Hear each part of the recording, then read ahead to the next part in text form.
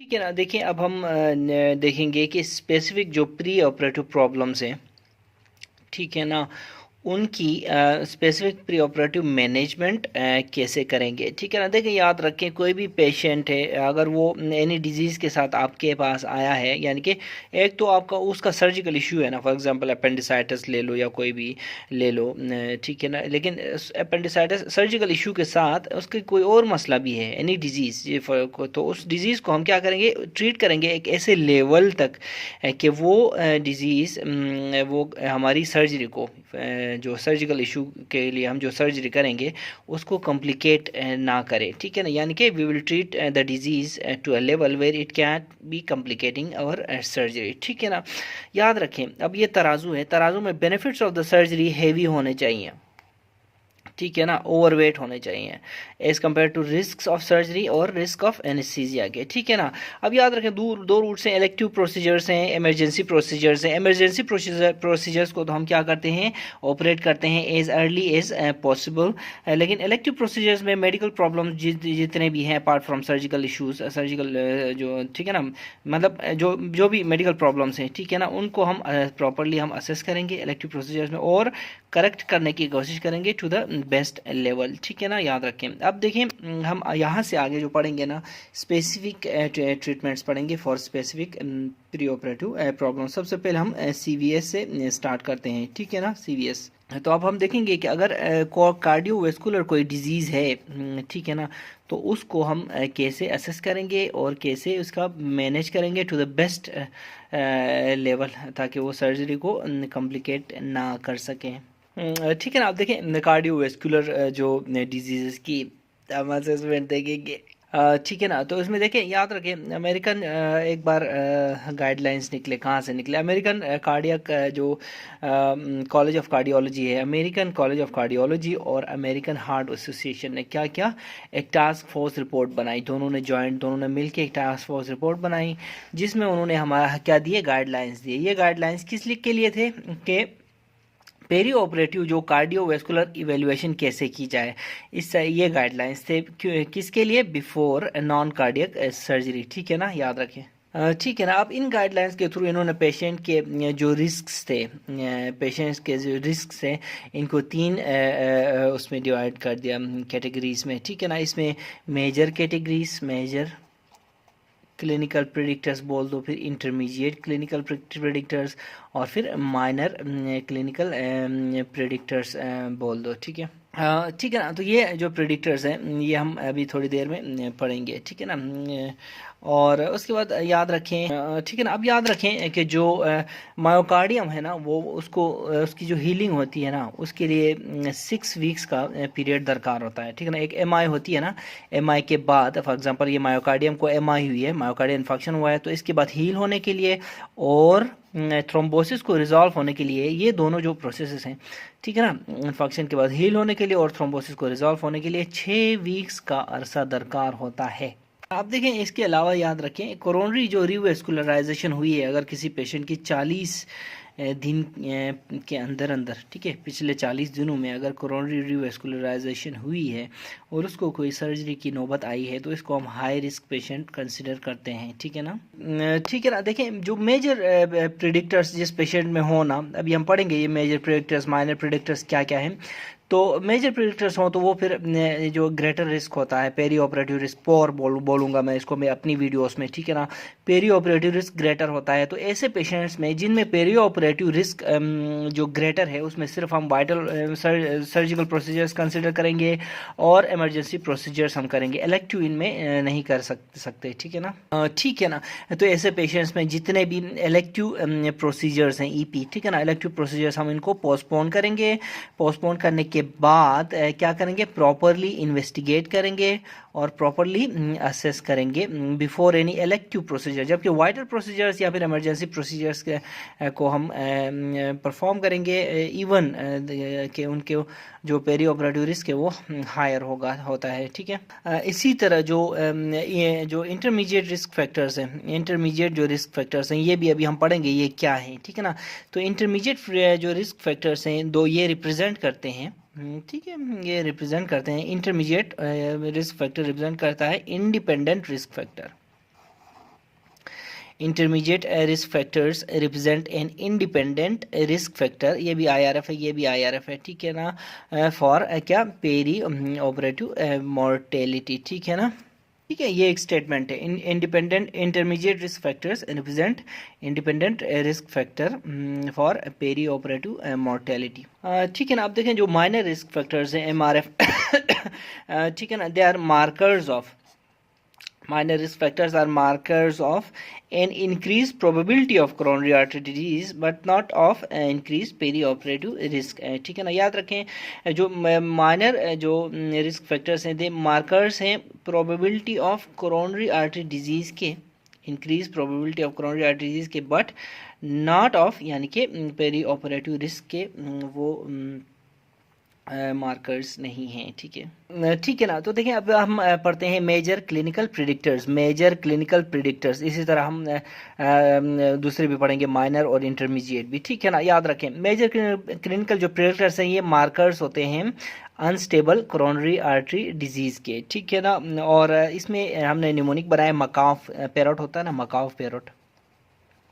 मकाफ तोता होता है ना, उसका MACAV, ठीक है ना। तो M से MI जो कि 6 वीक से कम जो टाइम में उसको MI हो वाला पेशेंट हो। इसी तरह एंजाइना, एंजाइना जो है कौन सा एंजाइना, अनस्टेबल और सीवियर, ठीक है ना, ठीक है ना।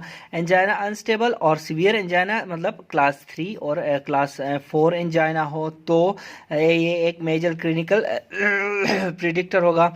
इसी तरह कंजेस्टिव हार्ट फेलियर, ठीक है ना, जो कि डीकम्पेंसेटेड हो, ठीक है ना, डीकम्पेंसेटेड कंजेस्टिव हार्ट फेलियर हो। इसी तरह एरिथमियाज, ये जो एरिथमियाज हो सिग्निफिकेंट हो, नॉट सिंपल, ये सिग्निफिकेंट एरिथमियाज हो, जो कि सिग्निफिकेंट एरिथमियाज जो कि क्या करें, जो कि हीमोडायनेमिक इंस्टेबिलिटी क्रिएट करें, ठीक है, सिग्निफिकेंट एरिथमियाज जो कि हीमोडायनेमिक,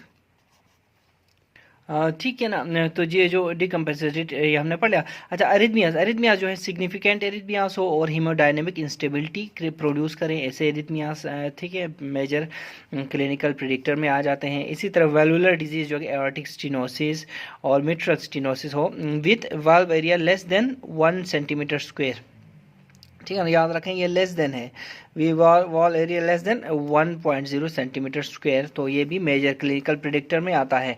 इसके अलावा देखें C से, ठीक है ना, सी से एक और जो है ना मेजर क्लिनिकल प्रिडिक्टर है वो है कोरोनरी आर्टरी बाईपास ग्राफ्ट, ठीक है ना, या फिर परक्यूटेन PTCA अगर पेशेंट का हो लेस देन 6 वीक, ये दोनों भी अगर हम 6 वीक से कम टाइम में ये हुई हो तो भी ये भी एक मेजर क्लिनिकल प्रिडिक्टर है, ठीक है ना, ठीक है ना। याद रखें ये क्या है, परक्यूटेनियस ट्रांसल्यूमिनल कोरोनरी एंजियोप्लास्टी कहते हैं PTCA को, परक्यूटेनियस ट्रांसल्यूमिनल कोरोनरी एंजियोप्लास्टी। तो ये सारे के सारे मेजर क्लिनिकल प्रिडिक्टर्स हैं, आप इसको एक बार फिर देख सकते हैं, ठीक है ना, ठीक है ना। अब देखें जो इंटरमीडिएट जो क्लिनिकल प्रिडिक्टर्स हैं, these are markers of stable coronary artery disease, stable CAD, ठीक है। इसको हम कैसे याद रखेंगे कि MCP जो है वो अनस्टेबल CAD की मार्कर है और ICP जो है intermediate coronary intermediate clinical predictor जो है वो स्टेबल CAD यानी कि स्टेबल कोरोनरी आर्टरी डिजीज़ के मार्कर्स हैं। इसको हमने अस्तबल, देखें अस्तबल के नीचे इधर लगा दो आई, तो अस्तबल बनता है ना घोड़े का, तो आई से क्या है, आई से इंटरमीडिएट क्लिनिकल प्रिडिक्टर्स से आपको याद आएगा कि intermediate clinical predictors are markers of stable CAD, ठीक है ना। अच्छा इसमें क्या क्या है देखें, इसमें देखिए मैक DIR, ठीक है, मैक MI, ठीक है, इसमें वही बात है MI उसमें क्या था, लेस देन 6 वीक्स था ना, इसमें MI ग्रेटर देन 6 वीक्स, ठीक है ना, जो prior MI greater than 6 weeks intermediate clinical predictors में आता है। और इसके अलावा MI ग्रेटर देन, ठीक है ना, सॉरी लेस देन 3 मंथ्स वाला MI, ऐसा MI जो लेस देन 3 मंथ्स वाला हो लेकिन ये MI जो है कॉम्प्लिकेटेड हो, ठीक है ना, ये कॉम्प्लिकेटेड कैसे हो, या तो डॉक्टर ने उसकी हिस्ट्री में पता चलाया हो कि ये कॉम्प्लिकेटेड है, या फिर ईसीजी में, ठीक है ना, ईसीजी में प्रायर जो एमआई है उसकी ईसीजी में क्यू वेव्स आ रही हों, ठीक है ना, तो ईसीजी में presence of pathology Q waves हों, ठीक है ना, पैथोलॉजिक क्यू वेव्स हों, तो ऐसा जो एमआई है वो है इंटरमीडिएट क्लिनिकल प्रिडिक्टर है, ठीक है। ठीक है, तो कौन सा एमआई इंटरमीडिएट क्लिनिकल प्रिडिक्टर है? ऐसा एमआई जो कि ग्रेटर देन 6 वीक्स वाला एमआई हो, यानी कि ऐसा प्रीवियस एमआई जो ग्रेटर देन 6 वीक्स वाला एमआई हो, और यानी कि ग्रेटर देन 6 वीक्स पहले एमआई हो चुका हो, हील भी हो चुका हो, ठीक है। इसी तरह जो, या फिर ऐसा एमआई जो लेस देन 3 मंथ्स हो लेकिन वो कॉम्प्लिकेटेड हो, ठीक है। कॉम्प्लिकेटेड कैसे? या तो हिस्ट्री में पता लगाया गया हो कि जो मेडिकल जो डॉक्टर ने, ये कार्डियोलॉजिस्ट ने हिस्ट्री इस तरह की डिटेल लिखी हुई हो जिसकी वजह से पता हमें लगा हो कि ये कॉम्प्लिकेटेड एमआई है, ठीक है ना। या फिर ईसीजी हम देखें उसमें हम पैथोलॉजी क्यू वेव्स देखें प्रायर एमआई में, तो वो हमसे हमें पता लगेगा कि ये कॉम्प्लिकेटेड एमआई है, ठीक है ना। तो ये हो गया। इसी तरह फिर ए से हमारे पास एंजाइना, ठीक है, ए से एंजाइना। अब एंजाइना क्या है? एंजाइना हमारे पास हुआ, ठीक है ना। तो एमसीपी में एंजाइना क्या था?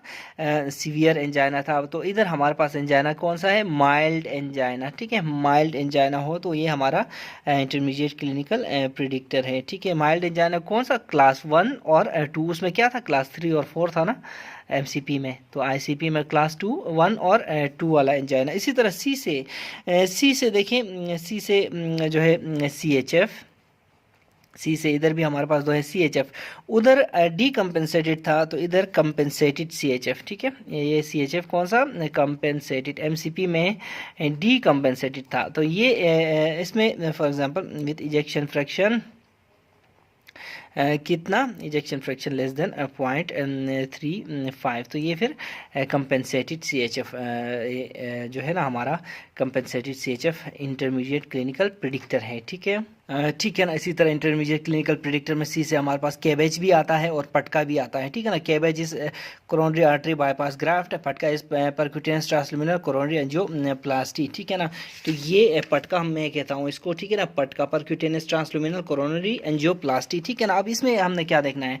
इसमें देखिए, या तो ये less than 6 week, greater than 6 weeks वाली हो, ठीक है, जबकि मेजर एमसीपी में क्या था? ये एमसीपी में ये भी लेस देन 6 वीक्स था मेजर में, अगर ये लेस देन है तो फिर मेजर हो जाएगा। फिर इसी तरह लेस देन 3 मंथ्स लगे हों उस पर, और उसके बाद greater than 6 years with anti anginal therapy, ठीक है ना। तो ये भी क्या आती है? इंटरमीडिएट क्लिनिकल प्रिडिक्टर में आती है, ठीक है ना। ठीक है ना। इसी तरह डी से डायबिटीज़ मेलाइटस है, और आर से फिर रीनल इंसफिशिएंसी, आई से क्या है? इस्कीमिया। इस्कीमिया जो है वो साइलेंट इस्कीमिया हो, कैसे पता लगेगा इस्कीमिया का? होल्टर मॉनिटरिंग से, ठीक है ना, याद रखें।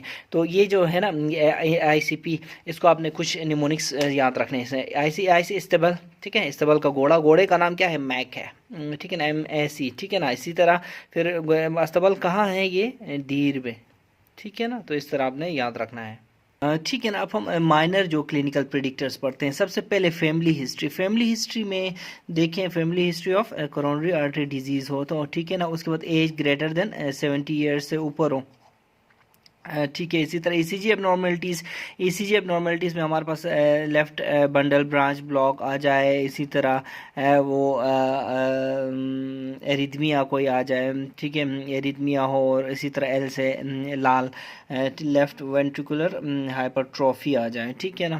तो लेफ़्ट वेंट्रिकुलर हाइपरट्रॉफी है, तो ये भी एक माइनर क्लिनिकल प्रिडिक्टर है, ठीक है। इसी तरह हिस्ट्री ऑफ स्ट्रोक हो, इसी तरह अनकंट्रोल्ड सिस्टेमिक हाइपरटेंशन भी एक माइनर क्लिनिकल प्रिडिक्टर है। इसी तरह बोलो तो हाइपर कोलेस्ट्रोलीमिया भी एक जो है माइनर क्लिनिकल प्रिडिक्टर है। स्मोकिंग बोलो, देखो स्मोकिंग बहुत इंपॉर्टेंट, याद रखें। यहाँ पे कुछ चीज़ें तो सबको अक्सर होती हैं, स्मोकर्स बहुत ज़्यादा होते हैं, अनकंट्रोल्ड हाइपरटेंशन बहुत ज़्यादा होती है, स्ट्रोक के पेशेंट्स भी काफ़ी होते हैं। इसी तरह एसीजी एबनॉर्मलिटीज़ में लेफ्ट वेंट्रिकुलर हाइपरट्रॉफी भी काफ़ी लोगों में आपको देखने में मिलेगी। इस तरह फिर एम आई जो है वो ग्रेटर देन 3 मंथ्स हो, लेकिन नॉर्मल हो, सब कुछ नॉर्मल हो, एसिम्टोमेटिक एम आई हो और ट्रीटमेंट भी पेशेंट नहीं ले रहा हो मजीद, ठीक है। इसी तरह फिर केबेज जो ग्रेटर देन 3 मंथ्स वाली केबेज हो, नॉर्मल हो, नो एंजाइना, नो एटी एंटी एंजाइनल थेरेपी ले रहा हो पेशेंट, ठीक है। इसी तरह PTCA PTCA greater than 6 years हो with normal no angina and no anti anginal therapy, ठीक है। तो ये देखें केबेज और पटका इधर भी थे, ये देखें माइनर इंटरमीडिएट क्लिनिकल प्रेडिक्टर्स में देखें केबेज 6 वीक्स से ज़्यादा या फिर 3 मंथ से ज़्यादा हो, और ये हमने इसको ये रो ला के इधर लगाना है, ठीक है ना, इधर लगाना। ये पटका जो है ना ये 6 ईयर्स वाली है, greater than 6 years with anti anginal therapy वाली पटका है इसमें। जबकि हमारे पास जो इंटरमीडिएट जो माइनर जो क्लिनिकल प्रेडिक्टर है उसमें केबेज ग्रेटर देन 3 मंथ्स, ठीक है, with no angina no anti anginal therapy, पटका greater than 6 years with no angina no anginal and no anti anginal therapy, ठीक है। तो ये सारे के सारे माइनर क्लिनिकल प्रिडिक्टर्स हैं, ठीक है ना। आप देखते हैं छोटी जो डिफरेंट सीवीएस की बीमारियों पे एक नज़र डालते हैं, ठीक है ना। सबसे पहले एम आई देखें, एम आई जो है प्रीवियस एम आई होना, ठीक है ना। तो इसका जो होता है ना रिस्क जो होता है ना वो डिक्रीज होता है विद टाइम, जितना ज़्यादा टाइम गुजरेगा उतना रिस्क कम होता जाता है। फॉर एग्जांपल अगर 3 महीने से कम दौरान में एमआई हुआ है तो अगर ऑपरेशन के लिए ले जाएं उस पेशेंट को तो 20 to 30% रिस्क होता है। अगर 4 से 6 महीने के दौरान इसको एमआई हुआ है तो 10 से 20% रिस्क होता है। देखो रिस्क कम हो रहा है, ठीक है। इसी तरह 6 महीने से ज़्यादा उसको लगे हैं एमआई के बाद, ठीक है, तो ये 5% रिस्क होता है, ठीक है ना। तो ये वो पेशेंट्स हैं जिनमें प्रीवियस एमआई है। ये कंट्रास्टली अगर देखें जाए तो पेशेंट विद नो एमआई हो तो उनको पेरी ऑपरेटिव उसमें 0.2% रिस्क होता है, ठीक है ना, इवन लेस देन 1 है, ठीक है। याद रखिए एम आई जो है पोस्ट एम आई जो एम आई है जो पोस्ट ऑपरेटिव या पेरी ऑपरेटिव एम आई बहुत एक लिथल लायन होता है। ये इसमें ग्रेटर देन 50% मॉर्टेलिटी होती है, ठीक है ना। याद रखें अगर एम आई हुआ हो किसी पेशेंट को पोस्ट ऑपरेटिव या पेरी ऑपरेटिव ड्यूरिंग ऑपरेशन या बाद में ऑपरेशन के तो एम आई हुआ है तो वो उसको हम लिथल लायन कंसिडर करते हैं। अच्छा देखिए ना, इससे ही साबित होता है कि जो एवेल्यूएशन कितनी इम्पोर्टेंट है, ठीक है ना। अक्सर हमारे जो सर्जन्स हैं वो एवेल्यूएट सही नहीं करते, पेशेंट को टेबल पे ले जाते हैं, ठीक है ना। जब उसके बाद उस पेशेंट को फिर पोस्ट ऑपरेटिव एमआई हो जाता है या फिर प्री ऑपरेटिव एमआई हो जाता है और वो एक लिथल जो है ना लायन होता है, साबित होता है 50 ग्रेटर देन 50% मोर्टेलिटी के साथ, ठीक है ना। अच्छा इन जनरल याद रखें डिले ऑफ 6 मंथ्स, अगर इलेक्टिव कोई प्रोसीजर चलने वाला हो तो उसको हम डिले कर सकते हैं 6 महीने तक, ठीक है ना, ठीक है ना। इसी तरह अगर किसी पेशेंट को इन्फेक्शन हुआ है और इन्फेक्शन के बाद उसको एंजियोप्लास्टी हुई है या फिर बाईपास हुआ है या फिर स्टेंटिंग हुई है एबीएस, ठीक है, एंजियोप्लास्टी बाईपास या स्टेंटिंग हुई है तो ये प्रोसीजर्स ये कार्डियक जो प्रोसीजर्स हैं ये क्या करते हैं रिड्यूस करते हैं risk of perioperative MI को, ठीक है ना, ये रिड्यूस करते हैं, ठीक है, ठीक है ना। इसके अलावा ऐसे फैक्टर्स जो कि इस्कीमिक हार्ट डिजीज़ को क्या करते हैं बढ़ावा देते हैं, कौन कौन से शुड, ठीक है ना, स्मोकिंग, हाइपरटेंशन, ओबेसिटी और diabetes mellitus should be addressed, okay, ठीक है ना। इसके याद रखें अगर पेशेंट की स्टेंटिंग हुई है, किसी कह रहा था कि पेशेंट की अगर स्टेंटिंग हुई है तो इलेक्टिव जो सर्जरीज हैं वो डिले होने चाहिए, ठीक है ना। और अनटिल जो डुअल जो एंटीप्लेटलेट थेरेपी है वो जब तक स्टॉप नहीं की जाती, ठीक है ना। और ये 6 वीक्स का ड्यूरेशन होता है, ठीक है ना, याद रखें, ठीक है ना। आप देखिए एंजाइना की बात करें, एमआई की हमने बात की, अब एंजाइना देखिए अगर किसी पेशेंट को एंजाइना है तो उसका पेरी ऑपरेटिव एमआई का रिस्क बढ़ जाता है। याद रखें अगर ऐसे एंजाइना का पेशेंट आप लेके आके उसको टेबल पे लिटाते हैं तो उसको पेरी ऑपरेटिव एमआई हो सकता है, याद रखें, ठीक है ना। इसी तरह अनस्टेबल जो एंजाइना है वो तो जो अनस्टेबल एंजाइना है वो डिस्पाइट मैक्सिमम मेडिकल थेरेपी, चाहे मैक्सिमम मेडिकल थेरेपी आप इसको दे दें अनस्टेबल एंजाइना को, तब भी फिर उसके बाद आप जाके लिटाएं टेबल पे, फिर भी there is increase risk of perioperative MI, इसको 25% रिस्क होता है। देखें ये बात समझने की है, एक पेशेंट है उसको अनस्टेबल एंजाइना है लेकिन सर्जिकल इशू भी है साथ, अब आप सर्जिकल इशू को एड्रेस करने के लिए इसको क्या कहते हैं, इसको मैक्सिमम मेडिकल थेरेपी देते हैं इस पेशेंट के अनस्टेबल एंजाइना को, फिर आप जाके लेटाते हैं टेबल पे, फिर भी there is increased risk of perioperative MI, तकरीबन 25%, 100 में से 25 को एमआई होगा, ठीक है ना। ये बहुत इंपॉर्टेंट पॉइंट है, हाई यील्ड पॉइंट है, ठीक है। इसीलिए क्या होता है, जब भी आप इस तरह का अनस्टेबल एंजाइना का पेशेंट है उसको कार्डियोलॉजिस्ट को रेफ़र करें।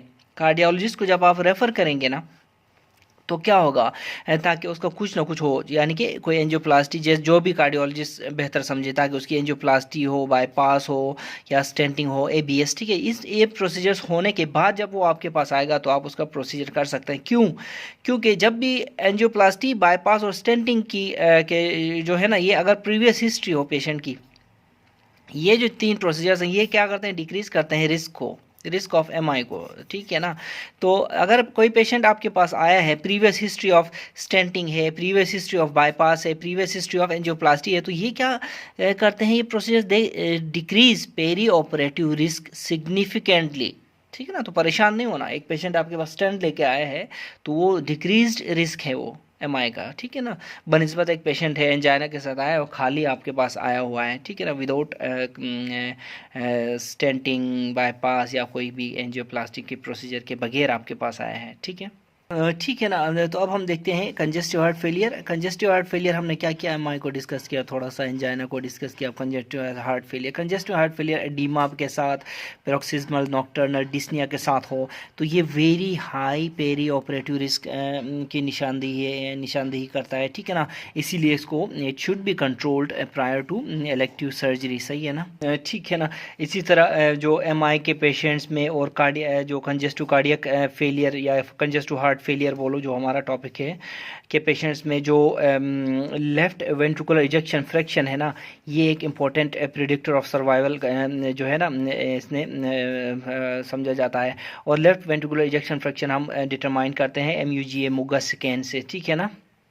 कहने का मतलब ये है कि कोई भी एमआई का पेशेंट या कंजेस्टिव कार्डियक फेलियर का पेशेंट हो, आप उसको left ventricular ejection fraction check करेंगे, ठीक है। ये हमें प्रिडिक्ट करता है सर्वाइवल रेट, ठीक है ना। अगर ये बेहतर है तो फिर सर्वाइवल भी अच्छी होगी, अगर ख़राब है तो सर्वाइवल भी मुश्किल हो जाएगा, ठीक है ना। देखिए अब इसके मैं आपको बताता हूँ, पेशेंट विथ इजेक्शन फ्रैक्शन, कौन सा, लेफ्ट वेंट्रिकुलर इजेक्शन फ्रैक्शन, ये देखें लेस देन 35% हो तो इसकी ये देखें मोर्टेलिटी 19.5% मोर्टेलिटी रेट्स हैं।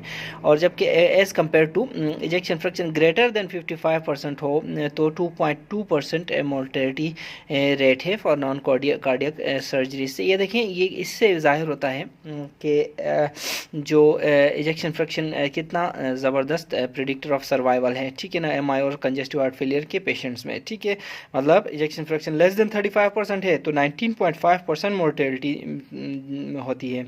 अगर इजेक्शन फ्रैक्शन ग्रेटर देन 55% है तो मोर्टेलिटी डाउन होके 2.2 तक पहुंच जाती है, ठीक है ना। उसके बाद देखें कि जो हाइपरटेंशन देखें कि कोई भी इलेक्टिव सर्जरी तक जाने से पहले, ठीक है ना, अगर पेशेंट आपके पास हाइपरटेंशन के साथ आ रहा है तो उसका एक ब्लड प्रेशर 160/90 में मेंटेन रखेंगे आप, तब जाके आप इलेक्टिव सर्जरी में जाएंगे, ठीक है ना। याद रखें इस दौरान आप कोई नई जो एंटी हाइपरटेंसिव ड्रग उसको इंट्रोड्यूस कराते हैं पेशेंट को, तो इसमें आप क्या करेंगे, 2 हफ्ते तक कम अज़ कम वेट करेंगे, ठीक है ना, 2 वीक्स, ठीक है ना। याद रखें ये इसी 2 वीक्स में, ताकि इसको स्टेबलाइजेशन पीरियड कहेंगे, ठीक है। दवाई के साथ साथ बॉडी फार्माकोकाइनेटिक्स, फार्माकोडायनेमिक्स मेंटेन हो, स्टेबलाइज होने तक आप इलेक्टिव सर्जरी को, ठीक है ना, डिले करेंगे, ठीक है, पोस्टपोन करेंगे, ठीक है ना। अब जो वैल्वुलर हार्ट डिजीज़ देखते हैं, देखें appropriate referral to the cardiologist, ठीक है ना, and appropriate referral to the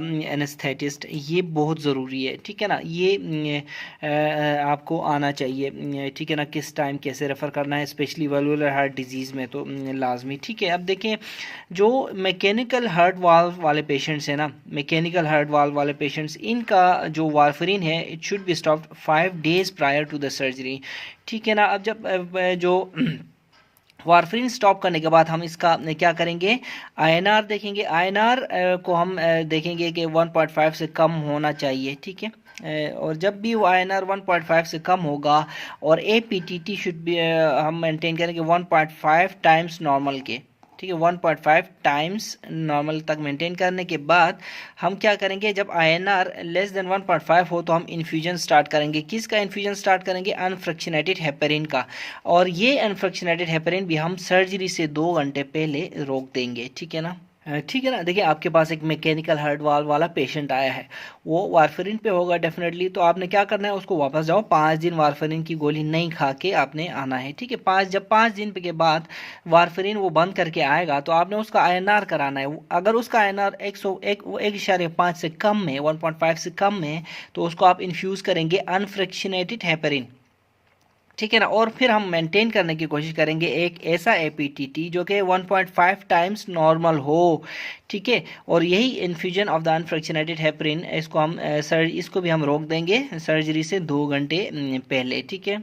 ठीक है, आप देखें, हेपरिन और वारफरिन जो है हम पोस्ट ऑपरेटिव जो पीरियड में हम स्टार्ट करते हैं। ठीक है ना। और जो हेपरिन है इसको हम स्टॉप करते हैं वंस। कब स्टॉप करेंगे हेपरिन को? Once full effect of warfarin is achieved, हम हेपरिन को स्टॉप कर देंगे। ठीक है। ठीक है ना। फिर अगर कोई पेशेंट ऐसा है जो पेसमेकर लेके आया है, ठीक है ना, तो उसमें आपने मोनोपोलर डायथर्मी तो करनी ही नहीं है ना, अवॉइड करें मोनोपोलर डायथर्मी को। ठीक है ना, याद रखें, ब्लॉक कर दें इसको। ब्लॉक मतलब नहीं करनी यार।